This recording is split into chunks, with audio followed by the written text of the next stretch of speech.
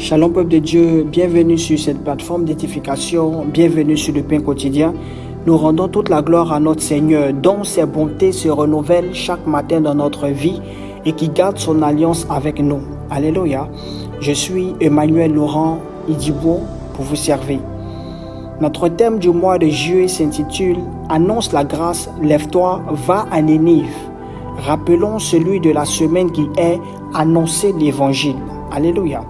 Le thème du jour s'articulera autour du baptême « Alliance avec Dieu », soutenu par le livre de Marc, le chapitre 16, le verset 16, dont la Bible déclare « Celui qui croira et qui sera baptisé sera sauvé, mais celui qui ne croira pas sera condamné ». Ce verset est l'un des plus cités lorsqu'il est question du salut, de la foi et du baptême. Marc le chapitre 16 raconte les événements qui suivent la résurrection de Jésus-Christ et le chapitre se divise en plusieurs parties. Le verset 16, bien évidemment qui est l'objet de notre étude, fait partie de la mission que Jésus confie à ses disciples. Juste avant, Jésus déclare au verset 15 « Allez par tout le monde et prêchez la bonne nouvelle à toute la création ». Le verset 16 explique ensuite la manière dont les hommes répondent à cette bonne nouvelle. Et Jésus présente deux réactions possibles, croire ou rejeter l'évangile. Bien aimé, il n'existe pas de troisième possibilité. Alléluia. Et concernant le contexte historique, nous devons souligner que les disciples viennent de vivre la crucifixion, la résurrection et les différentes apparitions du Christ. Ils vont bientôt être envoyés dans le monde entier, bien évidemment, pour annoncer l'évangile. Alléluia. Une chose formidable à mentionner est que cette mission concerne toutes les nations, sans distinction. Alléluia. Le salut n'est plus réservé qu'à Israël, mais offert à toute l'humanité. Et sur le plan théologique, le thème central est le salut par Jésus-Christ. Marc ici insiste sur plusieurs vérités, notamment sur le fait que Jésus est réellement ressuscité et qu'il est Seigneur. Cependant, l'évangile doit être annoncé et que chaque personne doit répondre personnellement à cette annonce. Alléluia. Bien-aimés, veillons analyser notre verset du jour. Il est écrit « Celui qui croira et qui sera baptisé sera sauvé, mais celui qui ne croira pas sera condamné ». Lorsque nous nous penchons sur cette portion de phrase « Celui qui croira », le mot « croire » va bien au-delà d'une simple adhésion intellectuelle. Dans la Bible, croire signifie faire confiance à Jésus, reconnaître qu'il est le Fils de Dieu, accepter son œuvre à la croix et lui remettre notre vie. La foi est une confiance vivante. Comme l'écrit Paul dans Éphésiens le chapitre 2, le verset 8, « Car c'est par la grâce que vous êtes sauvés, par le moyen de la foi. » Alléluia. Et par la suite, il est écrit « Et qui sera baptisé ». Bien-aimé dans le Seigneur, le baptême est le signe visible d'une foi intérieure. Le baptême représente la mort à l'ancienne vie, l'identification à Christ et la résurrection à une vie nouvelle. Amen, amen. Le baptême est intimement lié à l'alliance avec Dieu, car il est le signe visible et l'entrée officielle.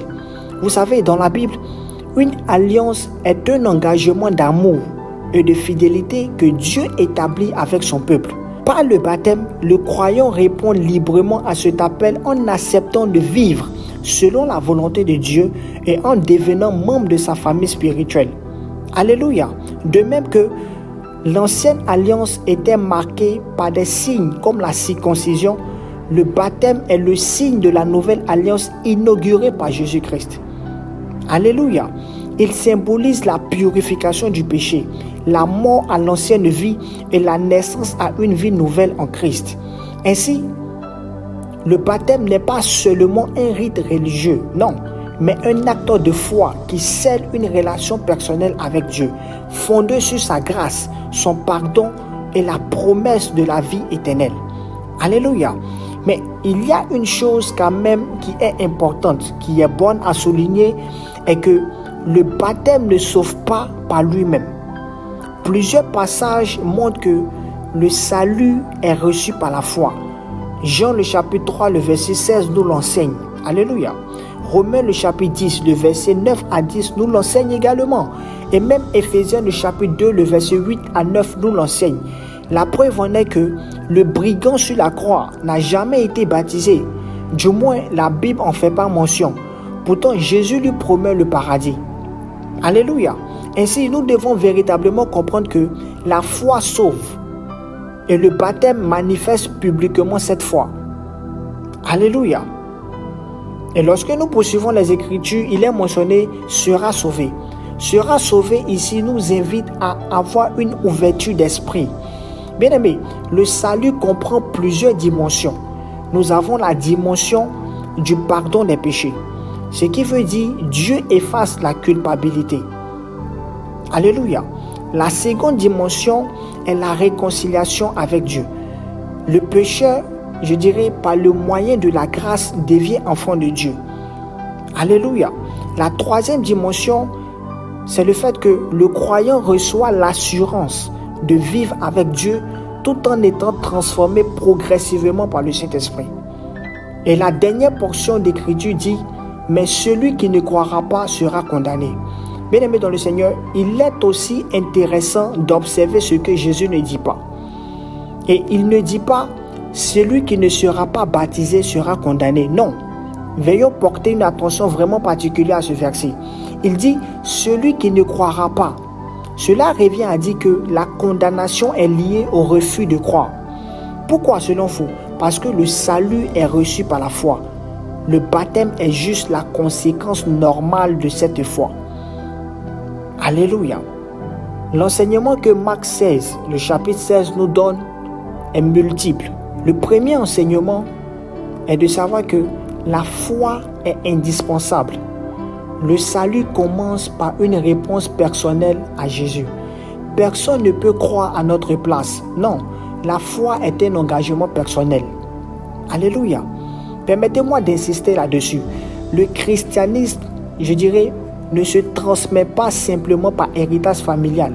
Chaque personne est appelée à répondre personnellement à Jésus. Dieu cherche une foi sincère, pas seulement une religion.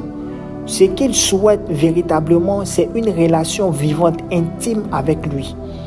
Le deuxième enseignement que nous pouvons noter, c'est que le baptême est une obéissance. Il est une confession. Il est le premier témoignage public. Alléluia. Il montre que l'on appartient désormais au Christ. Par conséquent, le chrétien n'a pas honte de son Seigneur. Le troisième enseignement que nous pouvons noter, c'est que Dieu respecte le libre choix. En d'autres termes, l'évangile est proposé, il n'est jamais imposé. Chaque personne décide de croire ou de ne pas croire. Voilà un enseignement que nous devons noter aussi. Amen, amen. Le quatrième enseignement, cette portion d'écriture révèle que l'évangile demande une réponse. L'évangile n'est pas une simple information. Alléluia. Il pousse à une décision. D'ailleurs, chaque génération doit répondre à cette invitation. Alléluia. Le dernier enseignement que nous pouvons en bénéficier est relatif, alléluia, à la mission de l'Église. Bien-aimés dans le Seigneur, ce passage rappelle que l'Église n'est pas appelée à rester enfermée. Bien au contraire, elle est envoyée. Alléluia. Notre devoir, notre responsabilité est d'annoncer la bonne nouvelle qui est l'évangile de Jésus-Christ au monde entier.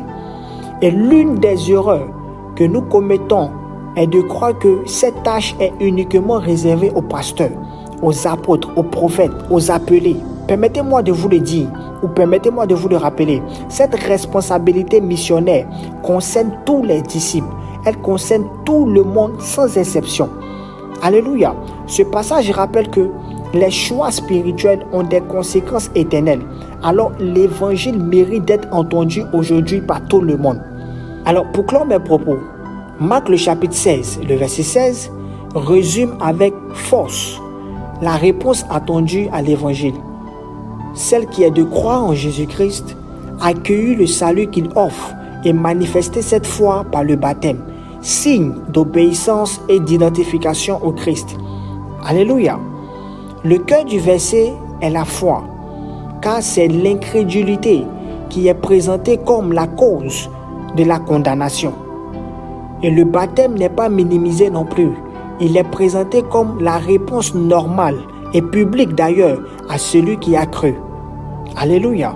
Et pour les chrétiens aujourd'hui, ce passage demeure un appel à une foi authentique, à une obéissance concrète, à un témoignage fidèle et à une espérance solide. Il rappelle également la mission confiée à l'Église, celle d'annoncer la bonne nouvelle avec amour et fidélité, afin que chacun puisse entendre l'appel de Dieu et répondre librement à la grâce offerte en Jésus-Christ. Alléluia. Bien-aimés dans le Seigneur, que le bonheur et la grâce nous soient communiqués dans le puissant nom de notre Sauveur, dans le nom puissant de Jésus. Shalom chez vous.